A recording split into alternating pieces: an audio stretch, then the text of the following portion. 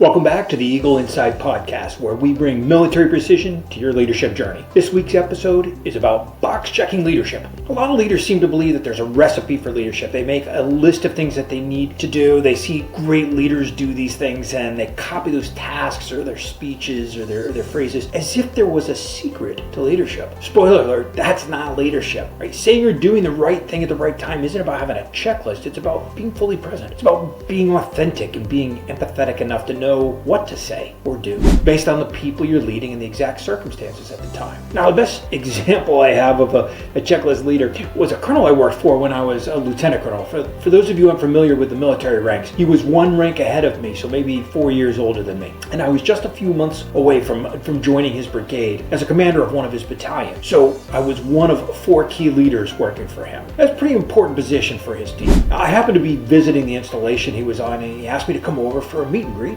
Seems pretty normal. When I got there, he kept me waiting for over an hour. Now, I understand being busy and I understand when emergencies happen, but this wasn't like that. He was doing some routine things that he'd gotten behind in his day, and he figured he had to finish up his administrative work before meeting with one of his key leaders.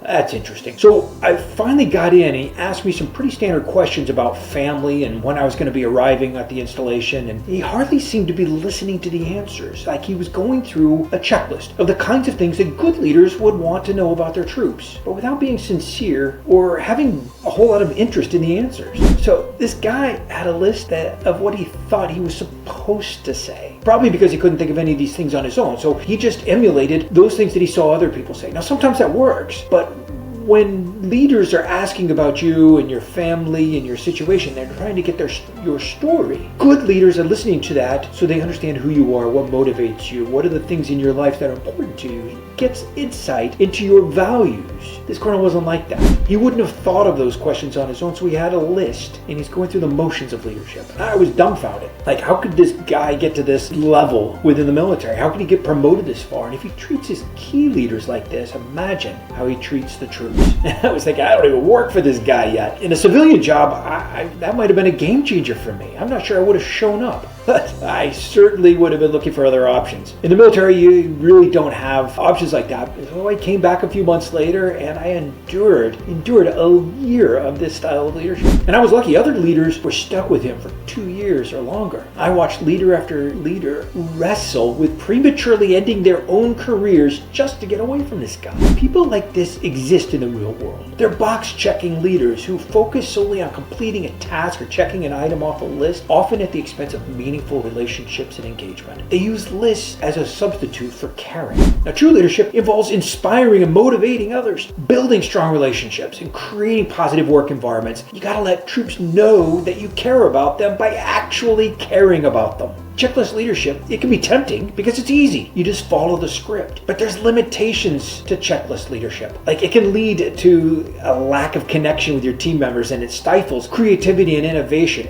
And it stifles the give a shit factor. If you don't care about them, they're not going to care about you and your success and the success of your unit. Checklist leadership can create this rigid and inflexible work environment because everybody has to start applying checklists. Now, just like that colonel who failed to meaningfully connect with his subordinate leaders who employ checklist leaders are inauthentic, and they create cultures of apathy where people refuse to bring their discretionary effort to bear, and instead they'll do the bare minimum. They'll do just enough, check your block. Now, the opposite of that is an authentic leader, right? Authenticity is being true to yourself and genuine and transparent. Authenticity builds trust and rapport with your team members. It fosters a positive, supportive work environment and encourages open communication. It inspires people to bring their discretionary effort. It inspires others to be authentic themselves, to share with you their struggles, their successes, their energy, their inspiration. People want to be part of something, and authentic leaders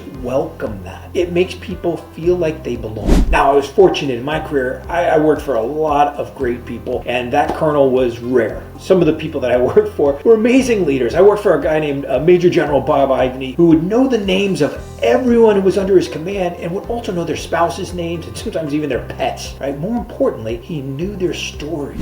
Now, that's not something that you're going to get from a checklist or a personnel file. He was was a master listener. General Ivanhoe was also so adept at building a winning culture, right? Winning cultures come from authentic leaders connecting with their people and enforcing values. His focus on values and purpose of the organization was clear to everybody. He shared that with them. He had a clear sense of purpose, and the shared values united people under his command. There was open communication. He encouraged honest feedback from all of his team members, acknowledging and rewarding employees for their contribution and investing in the professional development of team members, and promoting a healthy work-life balance. These were so important to that authentic leader. See, authentic leadership creates a sense of trust and belonging, whereas checklist leadership promotes a sense of distrust and distance and apathy. Authentic leadership encourages employees to take risks and innovate, whereas checklist leadership is going to create fear where risks aren't willingly taken, and people are not going to bring their ideas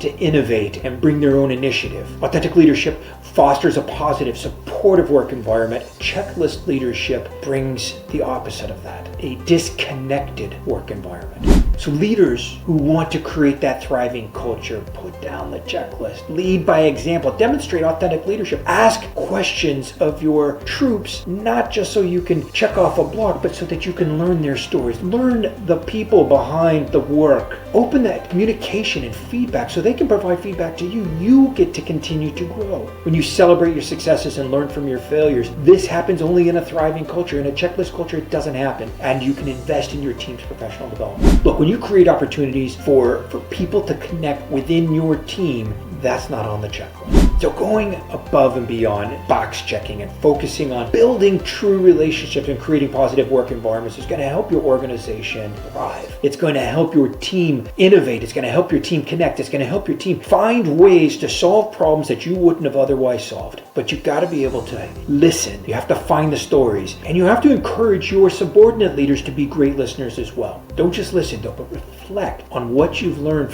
about your people, and then reflect on the feedback you get on your own leadership style. That's huge to understand how you're being perceived by others. When people will give you feedback about how you are being accepted, how you're showing up to them, consider deeply how you can become more authentic and build those thriving cultures. That's a wrap.